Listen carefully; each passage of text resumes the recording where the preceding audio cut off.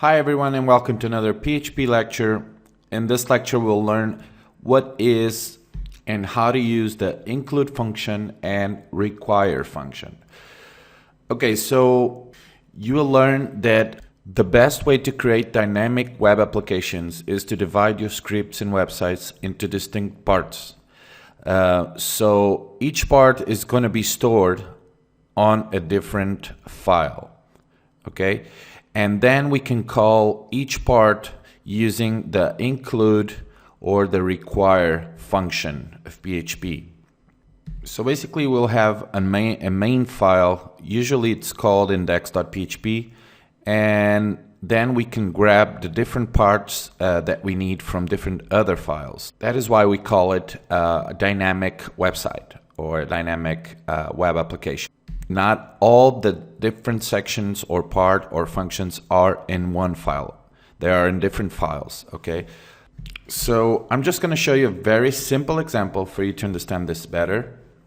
So I'm going to use userform.php from the last lecture.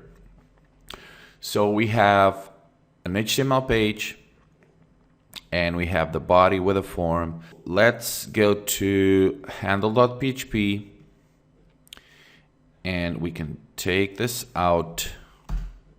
Let's take this out as well. Okay, let's grab only the form. Let's copy and let's put it here. Okay, and you can save this. And let's say that instead of handle.php, we should call this save as, let's call this form 1. Let's call it form 1 and save this.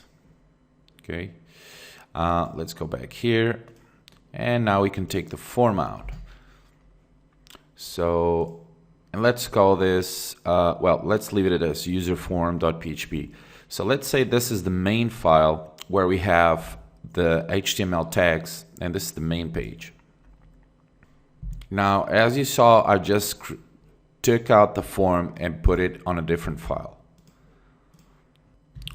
Now, let's say we have also a title here. Let's call this is my form. Okay, what I'm going to do is also create another file and let's copy this title and put it on another file, and this file is going to be called title.php, and I can take this out and save it. Now what we do is basically call the form1 PHP and the title PHP to include it here, but we don't need to put all the code. So we just need to put some PHP code and we just type include, and here, since we are in the same folder, we just type title.php, close it, semicolon, and we just close the PHP code. Okay, now if we run this, we need to put the XAMPP control panel running, don't forget that, and let's open user, and it's working. So you can see that we have a title, this is my form. So it's working perfectly. We are calling the title.php that has this title section here. Now we can also create the same thing for the form 1. Okay, so let's type include and type form 1, the name of the file. Okay, save this. Let's open the browser, refresh, and there it is. Okay, so this is how you can call different files that holds other sections or other functions or any type of code. And this will make much more sense when you have a very big structured web application and you need to basically organize everything and type less code on the main file and separate the rest of the sections on different files. Okay, it will be a lot faster as well.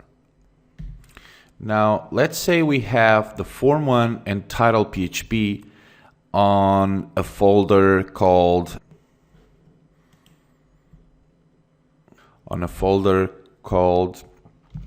sections.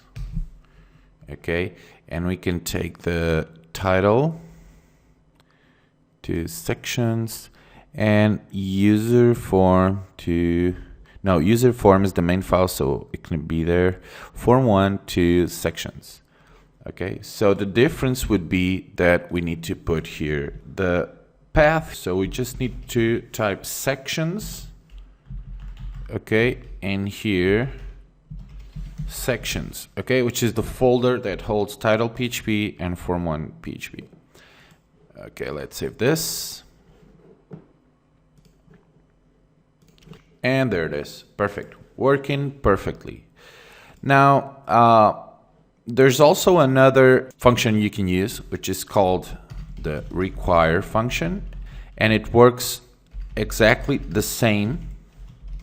Okay, the only difference is that if something gets wrong, it's going to give you, instead of a warning, it's going to give you an error message. Okay, so basically you can use include or require. The only difference is that require is going to give you a different kind of error message. Now in both cases, require or include, you can also use the require once, okay, or include once. And what this does is it will only run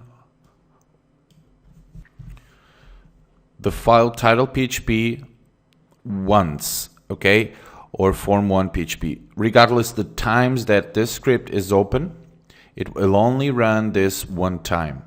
Okay, so if we open the file 2 times or we run the file or the script 2 times, the second time this will not appear. Okay, I will show you a better example of this later on when we are creating a more complex project.